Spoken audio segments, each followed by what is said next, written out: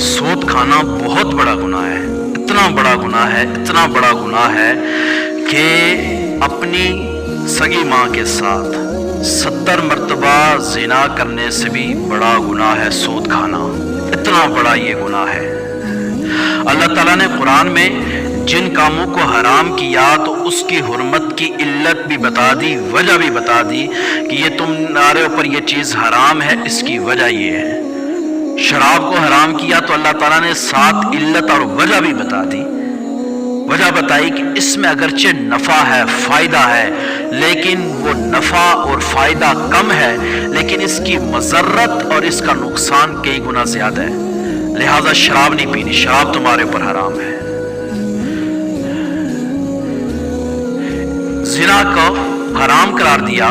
تو قرآن میں اللہ تعالیٰ نے واضح اس کی علت بھی بتا دی کہ یہ فحاشی کا ذریعہ بنتا ہے، فساد کا ذریعہ بنتا ہے، لہٰذا زنا کے قریب نہیں جانا۔ اسی طرح کئی اور چیزوں کا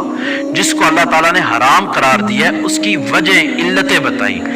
لیکن سود ایک ایسی چیز ہے جس کی اللہ تعالیٰ نے کوئی علت نہیں بتائی، ڈائریکٹ بس حکم دیا حرام ہے، کوئی وجہ نہیں بتائی۔ کفار نے آ کر اعتراض کیا کہ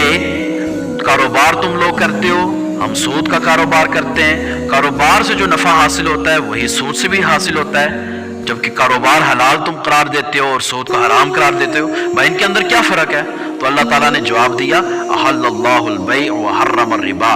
اللہ نے بیع کو کیا کیا ہے؟ حلال کیا ہے اور سود کو حرام قرار دے دیا ہے، کوئی علت کسی قسم کی بیان نہیں کی، سیدھا ڈائریکٹ حکم لگایا، کیونکہ اللہ تعالیٰ نے اپنی حاکمیت کا یہاں پر اظہار کیا، میں کہہ رہا ہوں نا حرام ہے، بس مطلب حرام ہے، اس کی کوئی علت شلت میں نہیں بتاتا، اب تم علتیں خود ڈھونڈتے ہو ڈھونڈو، بس میں نے کہہ دیا تو کہہ دیا۔ اور پھر اللہ تعالیٰ نے یہ بھی فرمایا کہ جو سود میں نے حکم دے دیا حرام ہے،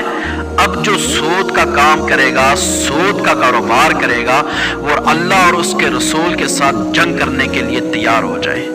اب ایک مسلمان، ایک مومن کبھی کسی قیمت بھی اللہ اور اس کے رسول کے ساتھ جنگ کرنے کے لیے تیار نہیں ہو سکتا، تصور بھی نہیں کر سکتا۔ اب جو سود کھاتا ہے وہ اللہ اور اس کے رسول کے ساتھ جنگ کرتا ہے نا، اللہ نے جو اعلان کیا ہوا شب معراج کے موقع پر نبی علیہ الصلوۃ والسلام ایک